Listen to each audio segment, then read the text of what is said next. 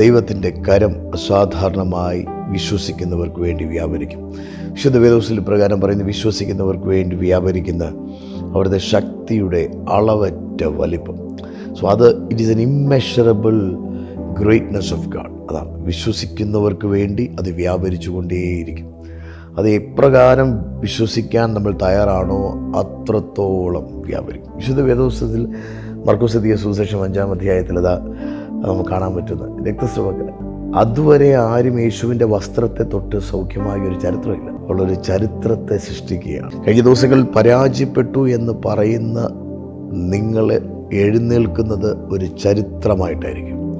വിശ്വസിക്കണം. പരാജയങ്ങൾ കൂടെ കടന്നുപോയി. 12 വർഷക്കാലം ഈ സഹോദരി പരാജയത്തിൽ കൂടെ കടന്നുപോയി. She went through great ഫെയില്യൂഴ്സ്.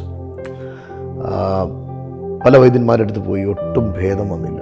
ഏറ്റവും പരവശയായ ചേർന്നു. She went through lot of problem and emotionally, physically, mentally എല്ലാം അങ്ങ് തകർന്നു പോയി. എല്ലാം ഫെയിലുവറായിപ്പോയി.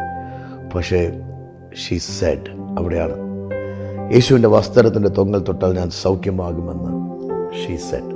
നമുക്ക് വേണ്ടിയതൊരു റിയലൈസേഷനാണ്.